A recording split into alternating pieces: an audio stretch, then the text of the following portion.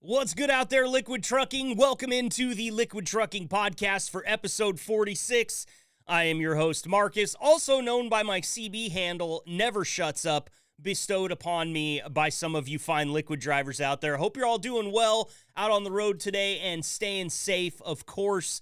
There is that, the port strike going down. We're still in the aftermath of Hurricane Helene. Some really crazy stuff happening out there. Georgia, Florida, Tennessee, North Carolina, South Carolina, a lot of people without power still. So just make sure you're staying safe out there and doing some extra trip planning because you don't want to get caught up in any of that garbage. I don't have a lot of time for the intro here today, so I'm going to get some homework out of the way real quick. As always, if you want to catch up on everything podcast related, head on over to liquidtrucking.com and click the link at the top of the page. It says we've got a podcast. There's a picture of my big head. It'll take you where you need to go. Email address where you can get a hold of me directly, podcast@liquidtrucking.com. Use those both, or if you have my phone number, feel free to reach out to me there. If this wasn't an international podcast with people listening from all corners of the world, I would give you my phone number, but considering it's my personal phone number that my mom also calls me on, I feel like sharing it out here on the airwaves is probably not the best idea. But I've been convinced of worse things before, so you're always welcome to plead your case. Come on the podcast. Make a case as to why I should give out my phone number on the air, and maybe, just maybe, we'll slip that into one of these episodes and make it entertaining. Fingers crossed that does not happen. Anyway, there's the homework. We're all out of the way with that. Today's episode, a very important one. Liquid driver Damon Maravilla actually was credited with this suggestion. He wanted to know how some of the drivers prepare as winter starts to roll in, mainly for the driving part of it, the truck, but also trip planning, that type of thing. So we got in touch with Polar Bear and Dan Pijenowski, two of Liquid's most seasoned drivers, and we're going to have Damon come on here and ask the questions. Damon will be awarded 50,000 driver gold points for his suggestion, and those of you that sent in suggestions when I texted you a few weeks back, thank you for those. We're working through them. Just because you haven't been awarded driver gold points yet and we haven't told you that your suggestion is going to be used doesn't mean it won't be. So be patient there because more drivers will definitely be getting bestowed some driver gold points for their suggestions. We really appreciate all of them. There were some really good ones in there, and we're going to get to make some really cool episodes out of it. So keep those things coming. As I said, if you've got my phone number, feel free to text or shoot an email over to podcast@liquidtrucking.com. All right, our conversation with Damon and Polar Bear and Dan ran pretty long, so I'm going to go ahead and get the heck out of the way and get to the meat of this very good, very informative episode about winter driving preparedness. Welcome to the gold standard of podcasts for the gold standard of drivers. This is the Liquid Trucking Podcast with your host, Marcus Bridges.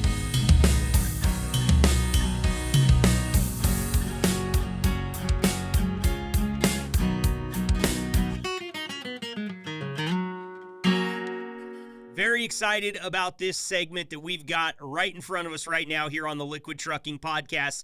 I have not one, not two, but three liquid drivers on the line right now.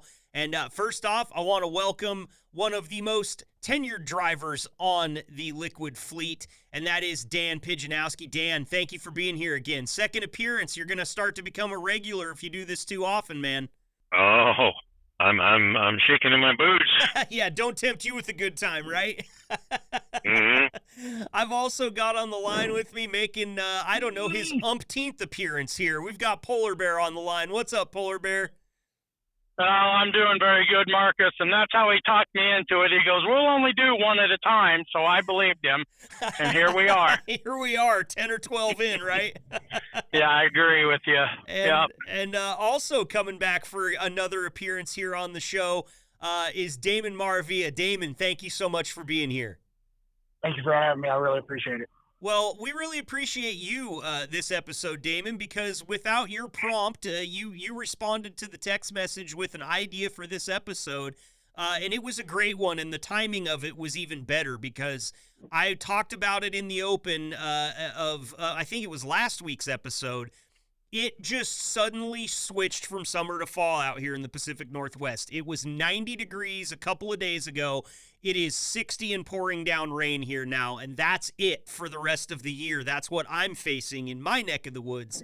But I know you guys are going to be up in some mountains. You're going to be hitting some winter weather before very long. And Damon, you had a question about the preparedness surrounding that. And Dan and Polar Bear have such good experience, and they've been with the company for so long.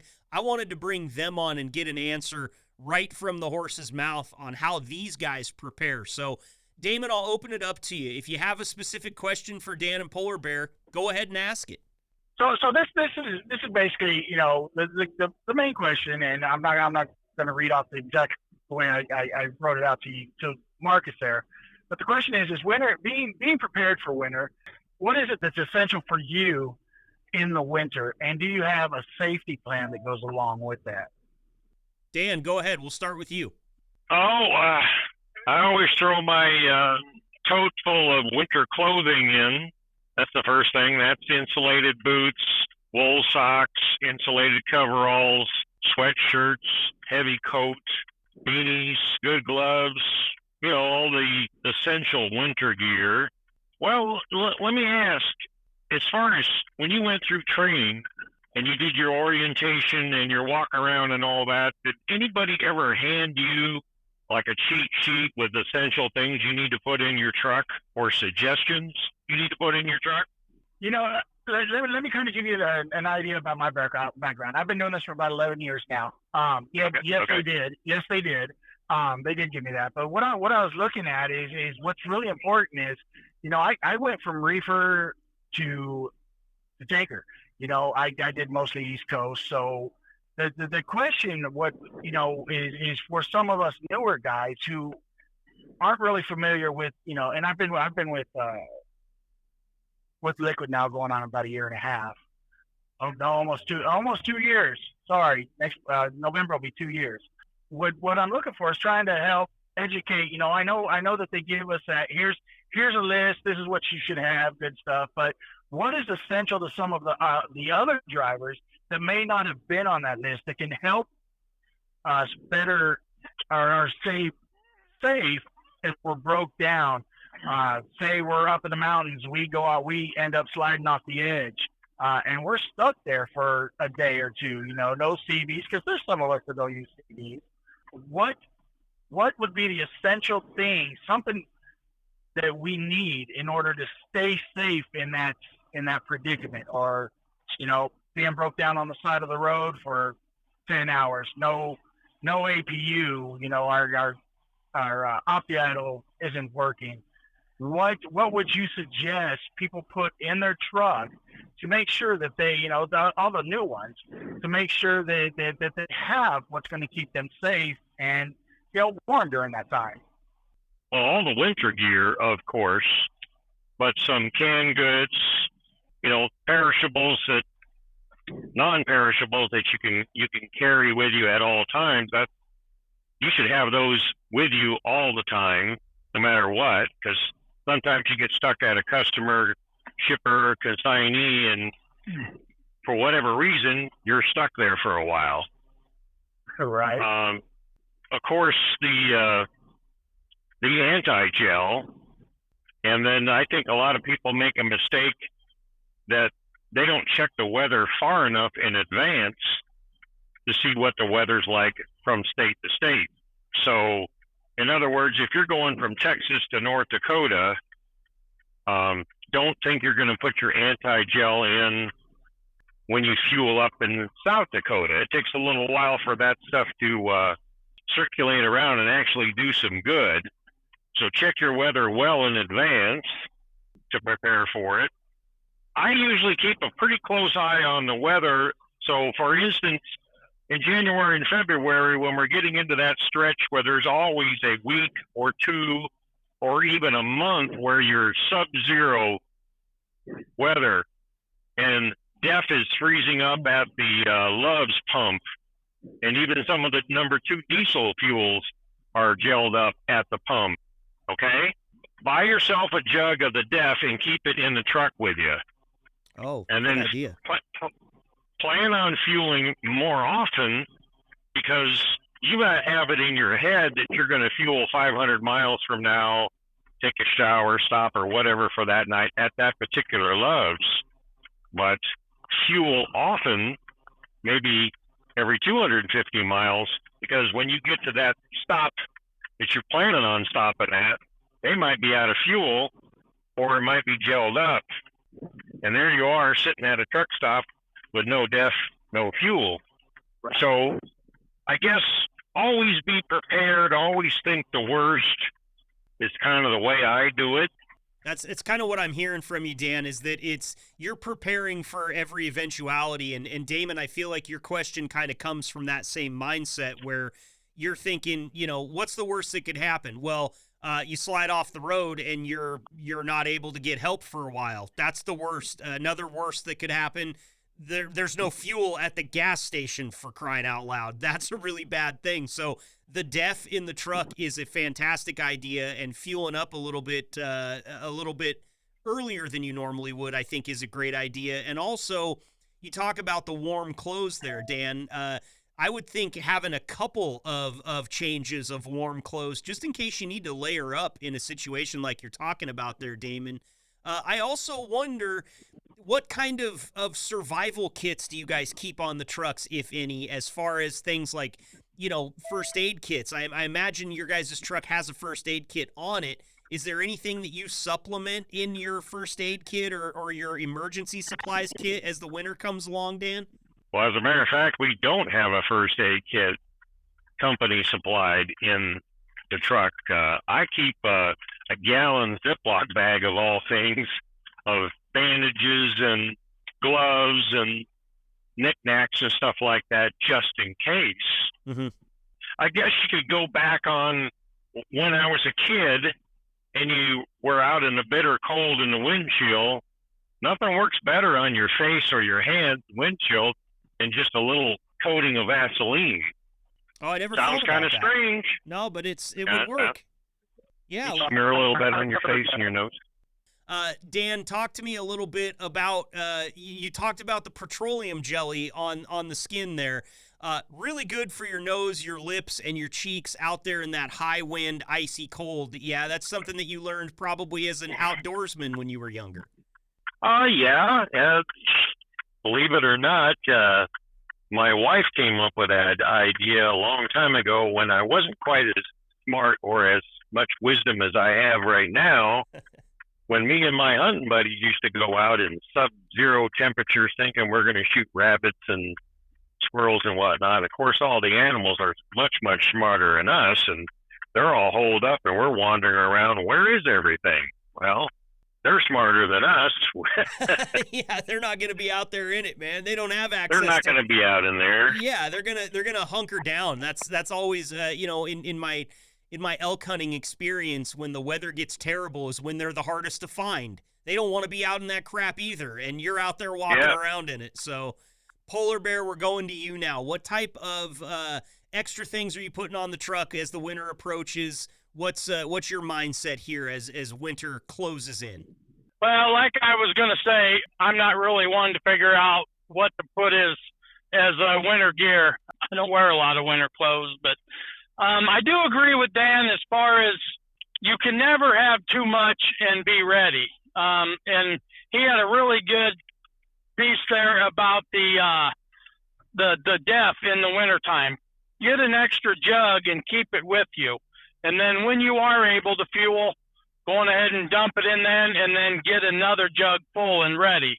That's a good thing there too. And the non-perishable, I tell all the newer drivers, you can never be too prepared. Just, you never know what's going to happen. But I did have a situation happen about 4 years ago. I was in a spare truck, just left a pilot where we fuel at the Loves. I had a quarter of a tank, took off. I made it about 20 minutes up the road, and it died, ran out of fuel. And it was probably 15 below. It was way, way cold. So no truck, no heat. So I just got down to the lowest layer, and I got under, because it was about 4 hours, got under my 2 blankets and stayed there until the truck showed up to get me some fuel. So that's kind of what I learned in the military, as Dan probably knows. They always tell you, take off your layers that you don't need. That way, when you get out in it, you can add layers and stay warm. And another thing, one thing that I like to tell them to do also is keep some cat litter on with you. Keep some salt on with you. Keep some sand on with you. Just, you never know when that little bit is enough to get you out. 'Cause my couple trucks ago, I had a single axle tractor, and it was afraid of even water. It would get stuck everywhere, especially in the snow. But now this is for both of you. They chime in quite a bit about making sure that we have chains on the truck. My first winter, I went west, and I ended up just screwing everything up. Didn't really plan very well. I ended up in an area that was really icy. I couldn't get out. I tried using socks.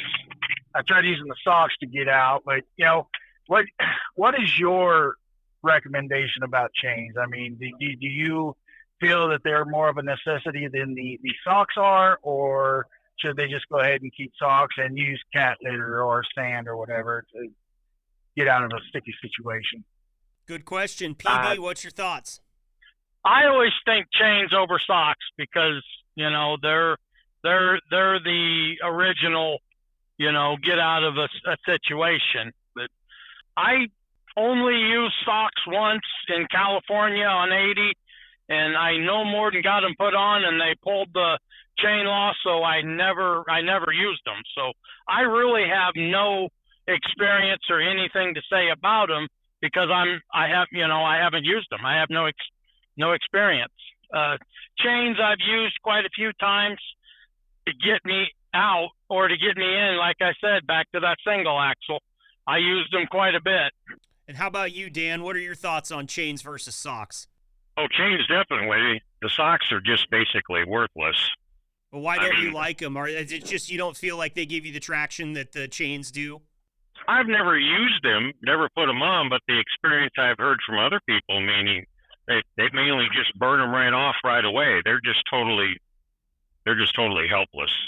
They're basic. If the weather's that bad out, park it. Well, that's a really good point that we should definitely drive home, because we've talked about that before on the podcast in the past where we've talked about winter driving, and that is always kind of the A1 point, right? Is if it's that bad and you don't feel safe, you should park it. And I feel like it's kind of something that this far into the episode, I'm surprised we got that far before I remembered that point. But Dan, fantastic point. I mean, you're not one of those guys that's going to go out there and test the limits. If you don't feel safe, you're parked for the day. Well, exactly. I think when you're younger, you feel like you got something to prove to yourself and other people, the boss, and you need to get it. And sometimes you just push a little bit farther than you really ought to. And it's only later in life where you think, no, it ain't worth it. It's not worth it to myself, to my family, to the company. Just pull it over and park it. And I think what you're talking about, Damon, is when, the unplanned, unforeseen things where you just end up in a ditch. You got your cold weather gear, you got maybe an electric blanket. I got an electric blanket you plug into the cigarette lighter, that you can throw on. I got 2 or 3 quilts on top of my bed. I mean, I'm all set for Alaska winters, I'm pretty sure, but you try to be prepared for everything and always think the worst on everything when it comes to winter planning, I guess you could say. Yeah, no, and that makes sense. And you bring up the electric blanket. Polar Bear, you talked about getting stranded out there and not having any fuel. That was going to be a question that I was going to throw in there is, do you guys have any extra blankets just in case it goes so wrong that you've got nothing and all you can do is lay in bed and try to be warm? I'd imagine a couple extra quilts or a couple extra thick blankets or even a heated blanket like that would come in super handy if you were just going to have to bunker down and stick around. And another thing I wanted to ask you guys, you mentioned the non-perishable foods. Fantastic idea. You don't have to worry about a shelf life on a lot of those. Is that something that you guys will put in the truck and just leave, or do you make it part of your supplies that you're kind of constantly eating through and switching out? I would think for me and how paranoid I like to be on the day-to-day, I would probably have some non-perishables that are tucked away in a spot that I'm never going to touch and are only there for an emergency. Is that how you guys operate? I'm going to take that one. No, I everything I do is in my snacks. I keep crackers, I keep apples and peanut butter. I keep like a mountain mix, which is nuts and raisins. Mm-hmm. I keep that in here all the time because you just never know. Something like that can last you, let's say, into the night, into tomorrow if you need. Sure. How about you, Dan? Are you have kind of an emergency stash of food sitting there, or is that something that you just include when you need it? I always got a tote that sits underneath my passenger seat, and it's usually full of canned goods or those ramen noodles you just add hot water, Yep. beans, soup, stuff like that. I always have that all year round. Like I said, sometimes you just get stuck at a shipper or consignee, and you can't leave. Maybe they broke the seals on a food grade kosher load. They won't let you leave, and you're stuck there. Mm-hmm. You might need to dip into that food just to get yourself into the next day. Yeah, and I got a gallon thermos of water. Of course, you can always buy gallons of water at the truck stop. Mm-hmm. So I guess as far as the winter planning, you just plan for the worst. Yeah, it sounds like it. Just assume the worst. Damon, as you're listening to these guys share kind of their experience and how they prepare, do you have any other questions for them? Anything else that you're wanting to pick their brains about? I mean, you got them here, so you might as well. Well, we say plan for the worst. So another thing that's going through my mind, we haul alcohol. We haul flammable liquids. We're broke down. How are we going to keep warm besides the blankets, besides the clothing? Are we going to use candles? Are we going to use kind of wick or anything like that? What would be your best advice? Well, that electric blanket, certainly. Your S-bar heater that's underneath your bunk, that'll last a long, long time. From my experience talking to our old head mechanic, Eric, years ago, he said that doesn't draw very much electricity. So I would imagine that's going to last a long time, as well as the diesel fuel in your tanks. Of course, in the wintertime, you want to keep the fuel tank full all the time. You want to work off the top half. So that S-bar heater is pretty good when it's cold. You know which one I'm talking about, Damon? I know exactly the one you're talking about. Yeah. And just in a situation we may not have battery or anything that we lose electrical. Like you said, prepare for the worst. So let's prepare for the worst here. How are we going to keep warm other than blankets and jackets? Blankets and jackets without electricity, without the S-bar heater or fuel. You just blankets and jackets, and hope the heck that your dispatcher has contacted somebody who's going to get out there right away. Okay. Lives are on the line. Yeah. Lives are on the line. So basically what you're saying is if you're carrying flammable liquids, don't light a candle, don't use any kind of wick, cover up, do the best you can, get in contact with your dispatcher, try to get help out there as soon as possible, right? Right. We had a situation where one of our dispatchers either forgot or had his chip on his shoulder about the particular driver who was broke down alongside the road. And it was cold out. And he was out there for, 12, 14 hours, P-Bear? You know the guy I'm talking about? I do. 14 hours. Yep. Wow. Yeah. And that dispatcher got fired for that. Yep. So, sometimes, they go home to their warm house or their cool house and just totally forget about us out here who, are out doing our thing. And they totally forget about that, we're out here. Things can happen. Sometimes it's a life, jeopardizing situation where you're out here in the cold. Yeah. In the earlier days, and Peter will attest to this, there was many times where we spent way more time thinking about, oh God, am I going to get out of this? Where's the closest place to walk to? Had we contacted the farmer or the rancher ahead of time? Has he got a four-wheel drive tractor or a bulldozer? I mean, there was way more times where I thought about being broke down or stuck or slid off the ditch back then. But then, of course, back then, we had flat top FLDs, we had manual transmissions, and we ran dual tires. The way the trucks are set up now, they're not set up for getting off the road. And you can't rock yourself out in an automatic transmission. You are just screwed. So the companies actually made us less likely of getting out of a predicament like that with the way that they set the trucks up. But I understand why they set the trucks up the way they are. It's you don't have any say about it. You're just the driver. And maybe just to step in and just play devil's advocate here a little bit, Dan, you are way more connected than you used to be as well. You have better access to your dispatchers, better access to the people that you need to talk to, safety and things like that with the cell phone communication that we've got and the the ELDs and everything like that. It seems like maybe is a little bit of a give and take there where, hey, we're better connected to these guys now. Maybe we don't need to outfit the trucks quite as well for getting in all of these, off-road situations. I'm just spitballing there. I don't know that. I haven't talked to anybody to say, but, I think part of you being so worried back in the day was that you were kind of a little bit more stranded really on your own back then. Now at least you have the ability to get in touch with the people you need to at the drop of a dime. Does that make any sense? That's absolutely the truth.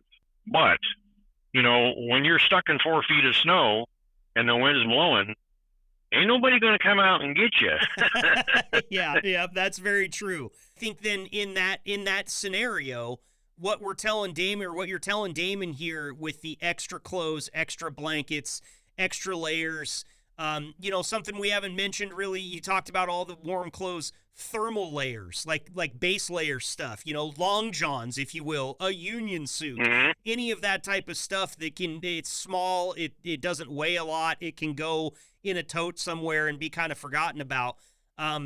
It's invaluable. I mean, you guys work in some crazy conditions, and just being able to throw some extra layers on could shorten your day a little bit, I would think. I'm going to tell you something that you're going to laugh at, but at the same time, my wife told me about putting Vaseline on your face and your exposed skin when you're out in that bitter, bitter cold. Mm-hmm. She also told me when she grew up, they didn't have fancy boots. They didn't have wool socks. They put bread sacks on their feet and then put the socks over it. And I've tried that.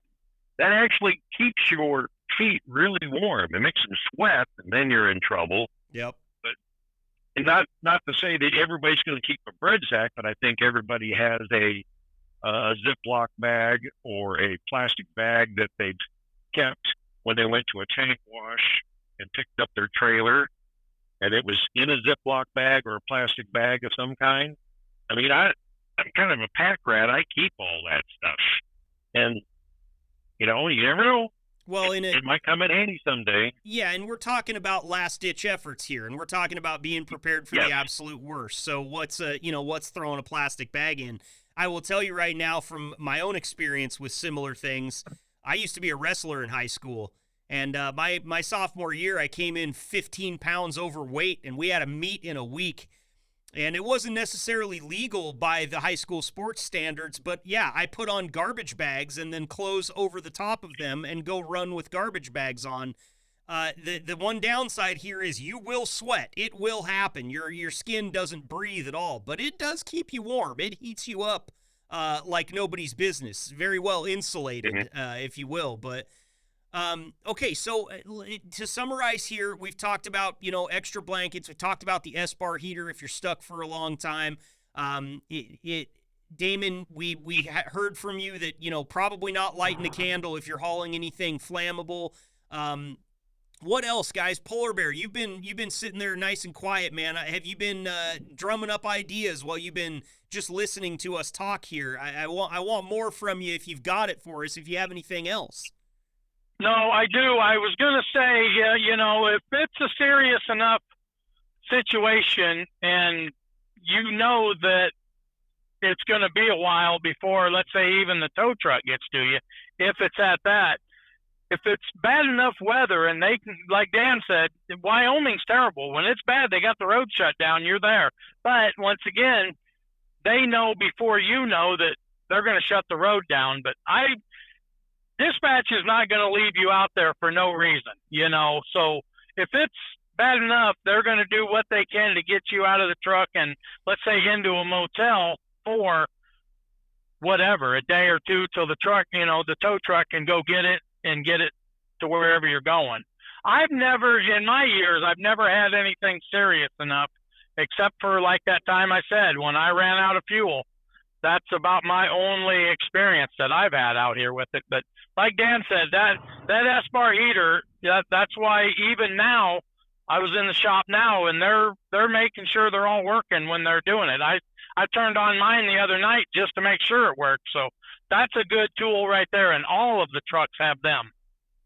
Perfect. Well, and two, they claim that when you use too much anti-gel in your tank, that it kind of fouls up the igniter or the plug on that S-bar heater. But I'll tell you what, I doctor my fuel way more than I should. For example, when you get a message on your Qualcomm, your Omnitrax, telling you that we just got a load of fuel in, the barrel at the shop, at the yard is treated, don't worry about it, doctor your fuel. Just in case. You can never be too safe, right? Well, they're not the one that's going to be gelled up alongside the road. You're going to be the one gelled up alongside the road. Yep. Damon, sorry, please, go ahead. You actually brought up a good point there. When I first started, I was at companies that were believers in Hal's anti-gel. Come over here, not familiar with the cars, and I called the shop. I was like, man, I really don't know how much to use. The guy tells me just a couple gloves. Well, I don't know what a couple bugs look like, but I started using it. And for all those that are new that are coming in before the winter comes in, I started using about a quarter cup every time I fuel, and it seemed to work pretty well. I don't, is that about right? Or do you think we should be using a little bit more? No, that's about right, because that stuff's triple concentrated. You get the house or whatever jug from the truck stop to put it in from there on. That jug should last at least 3, if not 4 fills. Okay. And the Arctic that you get at the shop that comes out of that 55-gallon drum, they claim it's super concentrated, and I use about 4 ounces for every 100 gallons. And so far, that's been working. And that's the stuff I'm talking about, that we have at the yard. Yeah, it's Arctic something or other, but super concentrated. I'll just clear up the math here a little bit for you, Damon. From what I understand, a couple glugs is just more than a pinch and just a little less than a dash. So that's what it sounded like. Sounds like the same person who told you that is the same person that told Polar Bear how to get down that road, which was in Mississippi. Yeah, just go with it. I was just thinking of that. Great minds think alike, but I was just thinking of that. Well, just put a piece in it. One other thing with winter preparedness, I like I said, I did a lot of East Coast, but when I come over here and they started sending me west, those of you out there that are new with us, haven't been west with the other companies they've been with, I recommend you get the apps. Get your 511 apps. That's going to let you what the roads are closed. It'll give you, allow you the opportunity kind of somewhat planning out, just in case there's an issue on the road as well. Yep. That's one of the biggest things. And, make sure that you have those Yeah, it's gonna take up a little bit of space on your phone, but it's gonna save you in the long run. And that's a good thing, Damon. 2 years ago, I got stuck in California for 4 days because the Grapevine was closed, Tehachapi was closed, I-10 was closed. The only way you could go was north towards Washington. And guess what? I didn't need to go that way. I needed to go southeast. So Google Maps, I got really, really familiar with Google Maps then.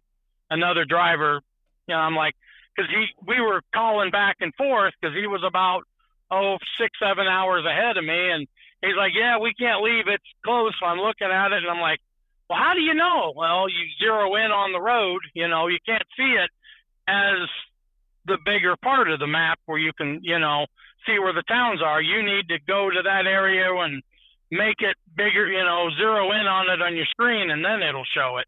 Mm-hmm. So the apps is perfect there, Damon. I'm just backing up what you said. And there we go again, Polar Bear, where you make relationships with other drivers. Maybe not the guy you call every day, but you call, once a month or something like that. Or even the guy that you call every day knows someone who knows someone who's 100 miles ahead of you or whatever. Those relationships are just priceless when you're trying to find out, weather or directions or anything like that. Yep. And I gotta, when you said, Damon, you done a lot of the East Coast, my first 15, 12 years here, I did Rhode Island every week, Pennsylvania every week. And that area is way different. I would much rather go there in the winter than I love going up to the Northwest, Marcus, but not in the winter. Well, it's because we have real mountains over here. Those things you guys got out there on the eastern seaboard are glorified hills, man. They are. Yeah, I learned really quick out going west, man. That was the first winter here with Liquid, man. I learned really quick. Scared the living crap out of myself, a few times. Yeah. But I learned to respect it, and I learned how to plan ahead after that first time. So good. I'm very, very cautious about winter. So I've got 8 kids at home. I've got to make sure I go home to them. So absolutely. Yeah, yep, absolutely, man. That's the most important thing, and that's why we saw this as such a good suggestion by you, Damon, is because we knew that you were not the only driver that was starting to think about this right now. And better that you start to think about it when it's raining than when you're under 4 feet of snow, because there is a time that's too late, and I would think that's probably it. Yep. Right. And you don't have to go to the East Coast or West Coast to get into the bad weather. How many times has I-80 in Iowa been shut down either 50 miles, 100 miles east or west of Des Moines, or go up towards Ames? How many times is that a parking lot all the way up to Minnesota? Yep. And the parking lot means cars in the ditch. Yep, for sure. Well, fellas, I want to thank you first off. You've been here for well over half an hour at this point. I can't thank you enough for the time that you've put in here and the knowledge that you've shared. All three of you has been great. I do want to give you a chance for some final thoughts, though. Damon, I'll go ahead and start with you. Is there any other questions that you have or any other thoughts that you want to share with other drivers that are listening right now before we let you get back to it? No, no other thoughts. Just just a shout out and say, get ahead of the situation, man. Get it done now. Don't wait for the last minute. Don't be that person that's stuck without nothing or in a situation where you can't get yourself out of. Yeah, and nothing sets your mind right like scaring the living crap out of yourself, like you said, right? I mean, that's probably one of the things that spurred this on is like, hey, I don't want to have that happen again. I didn't like having to clean my boots out. Right, definitely that. Well, Damon, really appreciate the time as always. Please stay safe out there when you're driving. Dan, on to you. Final thoughts, any other advice you'd like to share before we let you get back to it? Well, like I said, I think you should prepare for the worst. Always be thinking of what could happen. Pay attention to details, minor details. And I think a lot of people get themselves in trouble no matter whether it's wintertime or nice weather out like now, is humans just get lazy. Oh, I'll do it tomorrow. Oh, well, I'll do it the next day, and when you're preparing for something like that, you just need to force yourself to, get it done. Yep. Absolutely. And procrastination is one of the biggest negatives that all humans deal with. And I was going to put together a top 10 list of the rest of them, but I never got around to it. So on to you, Polar Bear. And Dan, again, thank you for coming on. We appreciate the knowledge and the expertise as always. Polar Bear, before we let you go, any final thoughts, my friend? The kind of everything's already been said, and just if I did have to say anything, always look ahead. And, the company wants you to try. You don't have to go. If you don't feel comfortable, don't do it. Scared driver is a bad, unsafe driver out here. If you're concerned about going in the ditch and watch the traffic. If there's not a lot of traffic out there, there's a reason, especially coming at you, I always seen that, man, why is there no traffic at me? Go about 8 miles down the road. Oh, that's why. There's a jackknife truck and, hey, maybe it's, and another thing, which we never said, a good way to know is check the back of your mirror. You can't really see some of the mist, but you check the back of your mirror and it feels slick. Guess what? If it's on your mirror, it's on the road. But, good point. Just keep that in mind. Can I jump in real quick, Marcus? Yes, sir. Something that everybody has forgotten about, CB radios. Now, I know the whole trucker thing, convoy, CB radio, everyone's yucking right now.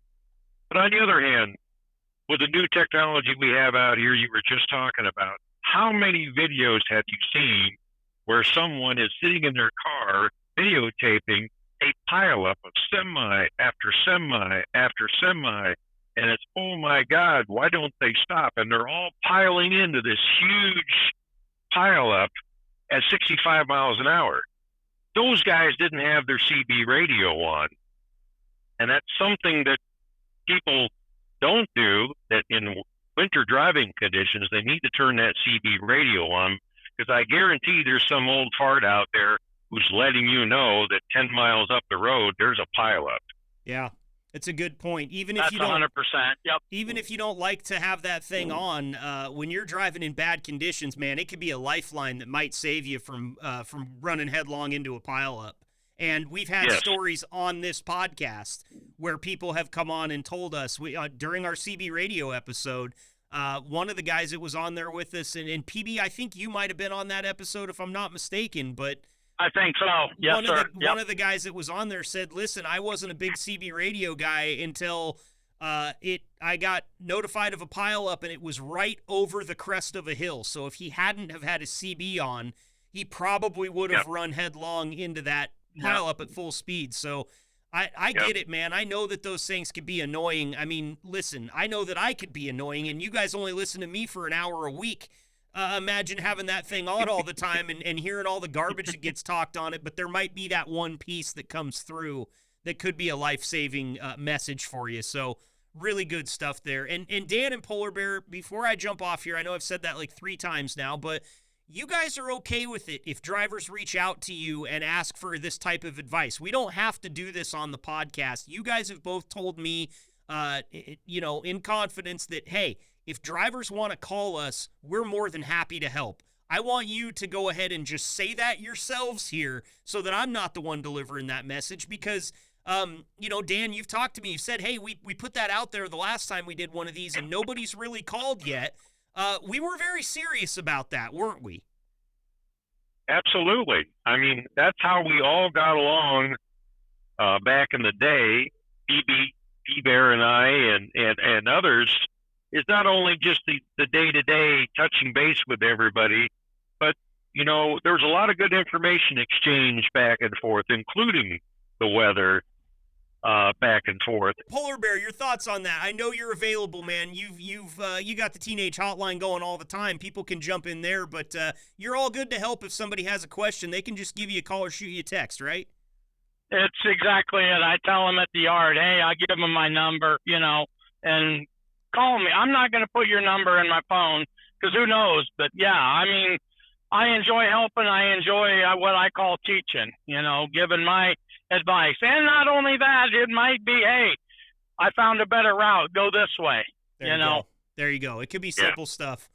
All right, fellas. Well, I'm going to let you get back to it. Damon, thank you so much for the question. Enjoy those 50,000 driver gold points. Have those things hit the account yet?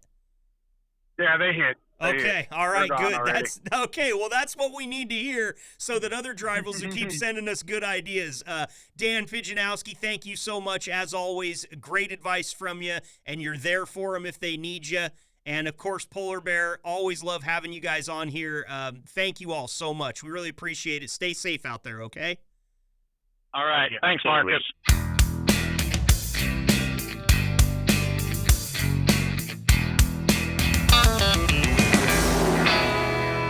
Great stuff there from Damon, Dan, and Polar Bear. Thanks to those guys for coming on. I think a really important takeaway from that interview there was right there at the end when we talked to Dan and Polar Bear about whether or not they're willing to have these conversations with people, not on the podcast. Are their phones open for you to call if you need something, you need help with something like this? And the answer is an emphatic yes.